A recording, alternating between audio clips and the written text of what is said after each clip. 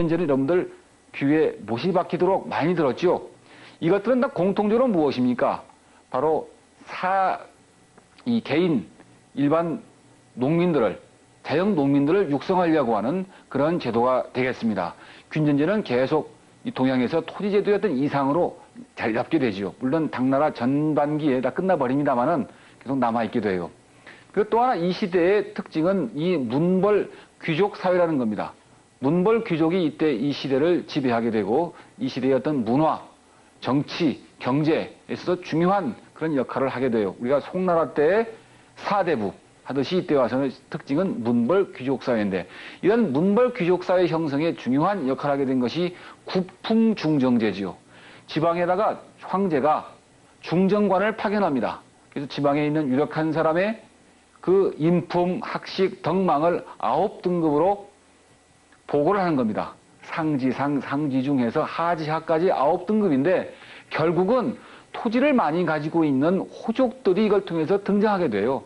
그래서 이러한 국풍중정제는 원래 호족을 억제하기 위한 것이었는데 문벌 귀족 사회를 오히려 강화하는 그런 제도로 자리를 잡게 된다 하는 거 기억하시기 바랍니다.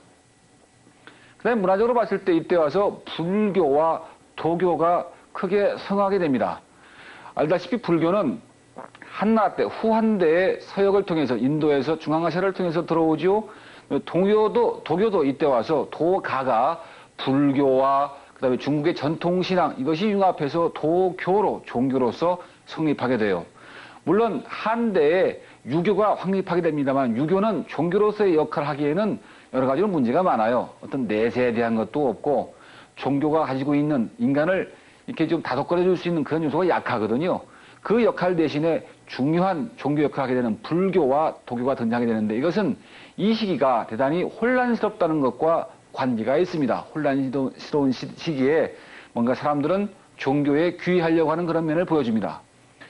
그런데 이러한 그 문화, 이 불교와 도교가 북조와 남조가 약간씩 다르게 나와요. 북조는 그대로 전통적인 유교의 권위가 그대로 존속됩니다.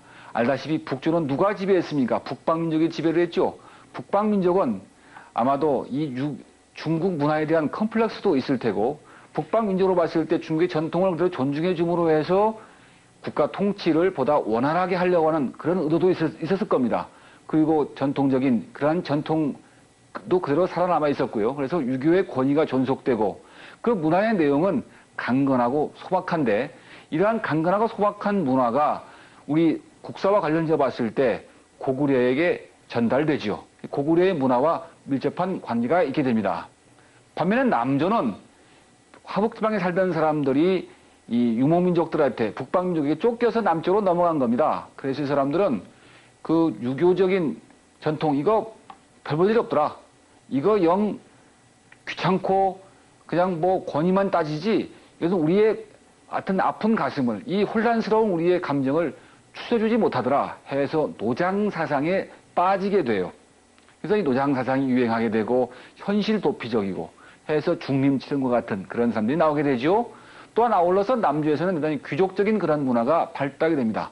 이런 귀족적인 문화는 남쪽의 그 새로이 발달하는 그런 경제력과 이미 화북지방에서 발달했던 그러한 문화 이것이 융합이 돼서 화려한 남조 문화, 다른 말은 뭐라고도 합니까? 육조 문화 이것과 관련지어 있고 이러한 육조 문화와 관련지어서 봤을 때 여러분들이 백제 문화를 연상할 수가 있습니다. 백제 문화는 어떻다? 귀족적이다, 화려하다, 섬세하다 그런 거 여러분들 많이 들었죠?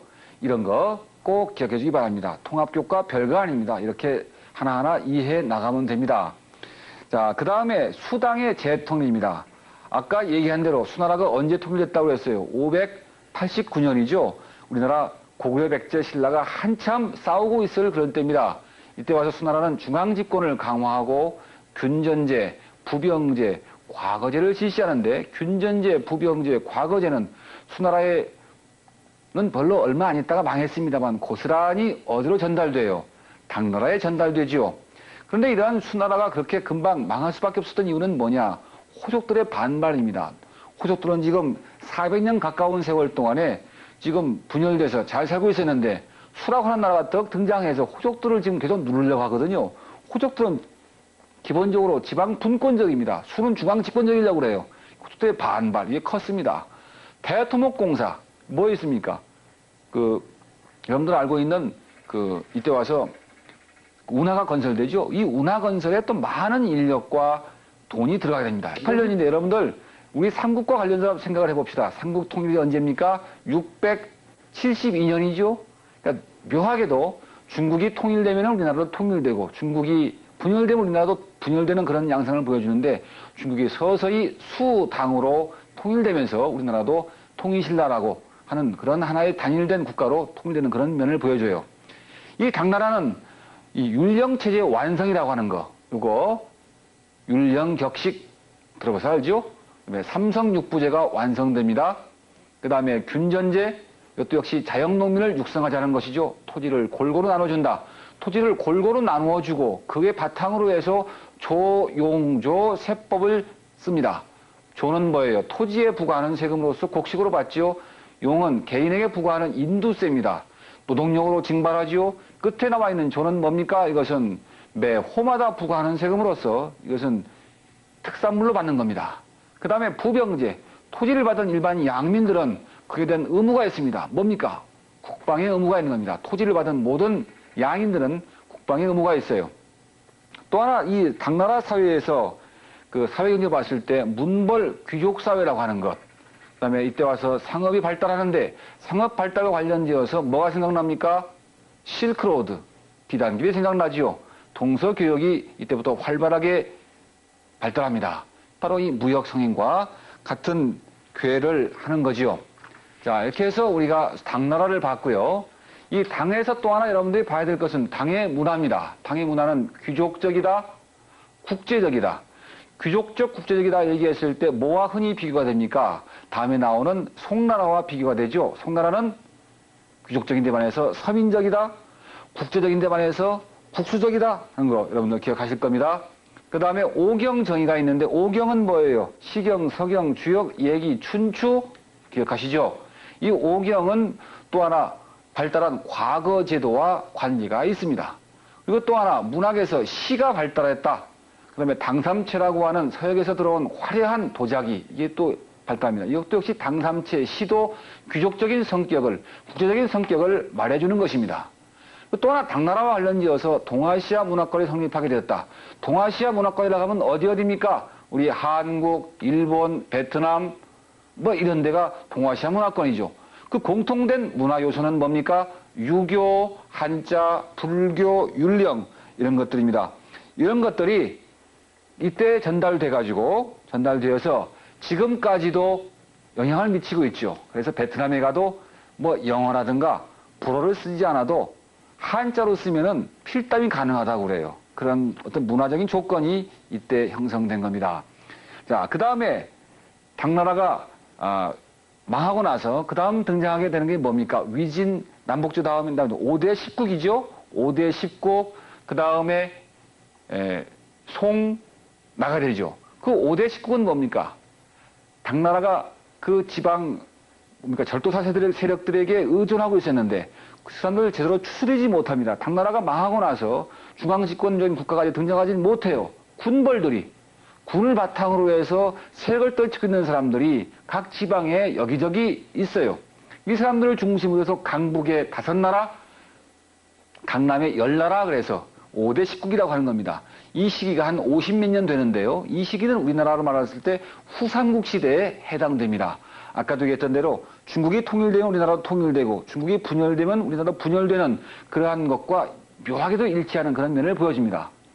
그럼 이때 와서 문벌 귀족들이 군벌들에게 다 몰락합니다. 몰락하고 그 대신에 형세호라고 하는 중소지주, 문벌 귀족보다 훨씬 규모가 작은 그런 지주들이 등장하게 되는데 이러한 형세호는 지주로서뿐만 아니라 상업을 활동을 통해서도 부를 축적하는데 이 형세호가 사대부로 발전하게 됩니다. 이 사대부는 뭐와 관리가 되어 있습니까? 중요한 게 있죠? 뭐예요? 과거제도입니다. 과거를 통해서 과거를 응시할 수 있는 그런 자격이 있는 사람들, 그래서 관료로 등장하는 사람들, 이 사대부라고 하는 거, 이거 꼭 기억해 주기 바랍니다. 자, 그 다음에 이어서 송나라인데요. 송나라에서 중요한 것이 문치주의입니다. 문치주의. 이것은 왕권, 황제의 권한을 강화하자는 겁니다. 그래서 철도사를 억제합니다. 당나라가 철도사 때문에 힘이 강해서 주변 민족을 제압할 수 있었을지 모르지만은 결국 당나라는 안사의 난, 철도사들 때문에 망했잖아요. 그래서 송나라는 철도사를 억제하고 모든 군대의 통수권을 황제가 직접 통할합니다. 그러다 보니까 무슨 문제가 생겨요? 황제권을 강화해야 될지 모르지만은 해서 뭐가 군사권이 약화되지요. 과거제 강화도 결국은 황제권 강화와 관계가 있는 겁니다. 그래서 군사권이 약화되다 보니까 주변 민족을 힘으로 제압할 수가 없어요. 힘으로 제압할 수가 없기 때문에 세패를, 막대한 세패, 금은 보화를 주어서 그 사람들을 회유하는 겁니다. 하다 보니까 돈이 많이 들어요. 군대를 지금까지 너 나와서 병역에 의무를 해라 하는 것도 어려워서 안 되죠. 군대를 고용합니다. 돈 많이 들어요. 월급 줘야 돼요. 또 힘으로 제압할 수가 없기 때문에 돈을 줘서 그 사람들을 회유해야 돼요. 하다 보니까 재정이 악화돼요. 이런 재정 악화에 대항해서 왕한석이라는 사람이 신법을 내세우죠. 소농민, 소상인을 보호해서 이 사람들에게 세금을 걷고 국가의 권력을 강화하고 국가의 어떤 재정 상태를 튼튼하게 하고 아울러서 국방력을 강화하자는 건데 그렇게 효과는 거두지 못하고 바로 이런 것도 효과를 거두지 못했기 때문에 날로 송나라의 국방력은 약화돼서 결국은 금의 침입을 받게 되고 할 수 없이 송은 남쪽으로 내려가서 남송이 되고 화북지방은 금이 차지하는 그런 시대가 되죠. 바로 이때가 우리나라로 말하면 고려 중기 때, 고려 문종 그때쯤 되는 그런 시기죠. 이 시기를 통해서 송이 남쪽으로 내려가서 앞서서 우리가 그 위진남북조 시대를 통해서 개발되었던 강남이 더욱더 개발되는 그런 면을 보여줍니다. 그래서 이때쯤 되면은 경제력의 중심이 화북지방에서 그 강남으로 넘어가는 그런 양상을 보여줍니다. 그거를 하나 여러분들 꼭 기억해 주시기 바라겠고요. 그 다음에 또 하나 이때 와서 경제적으로 여러분들 봐야 되는데요. 경제적으로 봤을 때, 그 경제적인 것 더불어서 이제 사회적인 가치 이제 연관돼서 나오는데 먼저 경제적으로 한번 보겠습니다. 이때 와서 참파벼가 도입되는데요.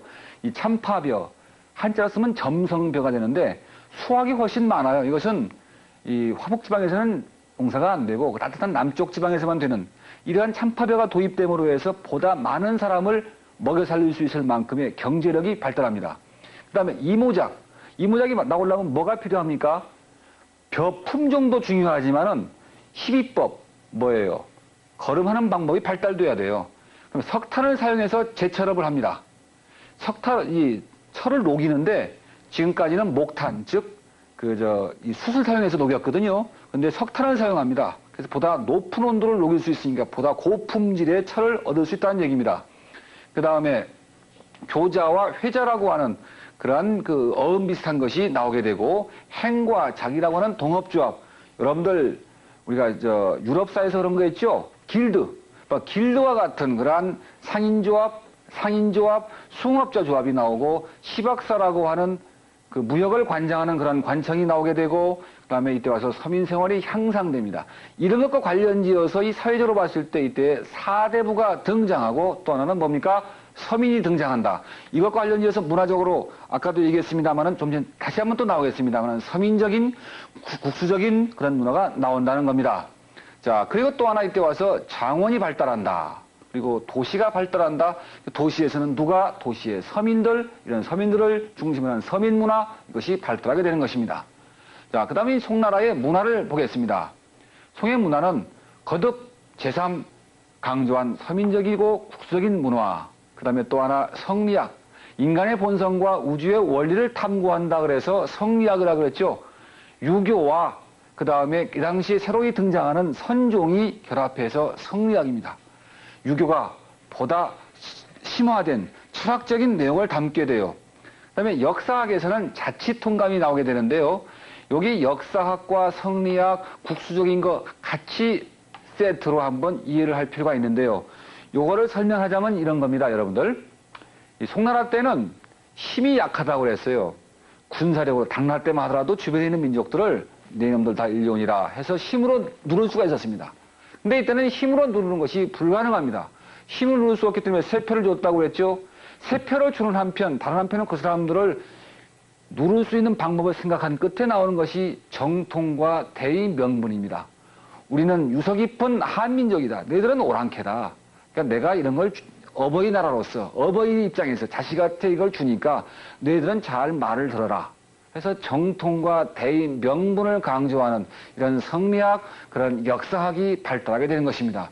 이거 꼭 그 배경을 기억해 주기 바랍니다. 곧 이어서 또 다른 문제를 본다면은 아까 얘기한 대로 서민문학이 발달하고 서민문학에서 아까 우리 당나라 때는 시가 발달했다고 했죠. 여기서는 사라고 하는 시보다는 훨씬 산문적인 그러한 문학 장르가 나오게 되고 이때 소설이 좀 나오게 돼요. 소설은 나중에 명나라 때 전성기를 이룹니다만 이때 소설에 비슷한 것이 나오게 되고 잡극, 연기, 시곡 같은 것이 나오게 되고 이때 와서 과학기술이 나오게 되는데요. 여러분들 중국의 4대 발명품 있잖아요. 인쇄술, 그 다음에 화약, 나침반 뭐 그런 거 있잖아요. 바로 그러한 것들이 이때 와서 완성이 돼요. 그래서 뭐 하나 그 안타까운 걸 얘기하면은 이때 화약은 대포를 만드는 데 쓰인 게 아니라 이 불꽃놀이 하는 데 썼다고 그래요. 나중에 서양 사람들은 그걸 가지고 와서 이제 대포를 만들고 하는데 그게 참 안타까운 것이고 또 이 나침반을 뭐 하는 데 썼는지 아십니까? 우리는 묘자리 찾는 데 썼다고 그래요. 나중에 서양 사람들이 대포를 앞세워서 나침반으로 방향을 잡아서 오잖아요. 그래서 우리가 하나 한번 음미하고 지나갈 그런 상황입니다. 자, 그 다음에 여기에서 또 하나 이 송나라가 이제 과 관련지어서 송나라가 힘이 없어서 힘이 약하기 때문에 주민족을 제압할 수가 없잖아요. 그래서 중국 사람들의 표현을 빌자면은 오랑캐들, 우리가 객관적으로 얘기하자면은 북방 민족들의 활동이 대단히 활발해집니다. 요, 금, 원, 청. 청나라는 훨씬 나중이 됩니다만은 이러한 사람들을 중국 사람들이 아니면서 이 한족을, 이 중국 중원을, 중국을 지배한 사람들, 그런 왕조를 뭐라고 하죠? 정복왕조라고 그러죠. 그런 정복왕조가 이때 나오게 됩니다. 정복왕조에 대해서 또 볼까요? 정복왕조 보면은 요 나라, 거란족이 세웠죠? 발해를 정복했고, 이원적 지배, 서하, 탕구족이 세웠습니다. 동서교역로, 즉, 실크로드를 이 사람들이 장악해버려요. 그 다음에 금나라는 누가 세웠습니까? 여진족이 세웠죠? 나중에 만주족이라고 합니다만은, 요를 정복하고 이원적 지배를 썼는데, 그 다음에 또 하나 뭐가 나옵니까? 원나라가 또 하나 나오죠? 몽고인 제일주의, 몽고인 지상주의를 썼고, 또 하나 원나라에서는 그 분열 통치를 하죠? 원나라 사람들이 최고, 그 다음에 생목인, 누이팔에서 생목인, 그 다음에 한인, 남인, 분할해서 통치를 해요. 그 다음에 중국인 제도를 계승하고, 이때 와서 동서교역이 발달하게 되는데, 왜 그렇습니까? 원나라는 나라가 워낙 커요. 워낙 크기 때문에 그 나라 안에서 움직여지는 교역이 곧 동서교역이 되는 겁니다. 이때 와서 국제적이고 서민적인 문화인데 공통적으로 좀 전에 했던 요, 금, 원, 청 이런 나라들은 다 정복 왕조로서 또 하나 공통점은 뭐다? 중국을 이원적으로 지배했다는 겁니다. 중국 사람들은 전통적인 뭘로? 전통적인 군현제로 지배합니다. 관리를 파견하고. 근데 자기 자신들은 자기 유목민족적인 전통을 그대로 유지하고 있어요. 왜 그러냐? 이 유목민족들은 계속해서 전투력을 지녀야 됩니다. 그 사람들이 중국 사람들을 지배할 수 있는 근거는 뭐예요? 말 타고 다니면서 무력을 통해서 지배했던 거거든요. 그런데 이 한족들은 농사를 짓잖아요. 농사 짓는 사람들한테는 뭐가 필요합니까? 그 사람들한테는 세금을 걷어내야 되거든요. 세금을 걷고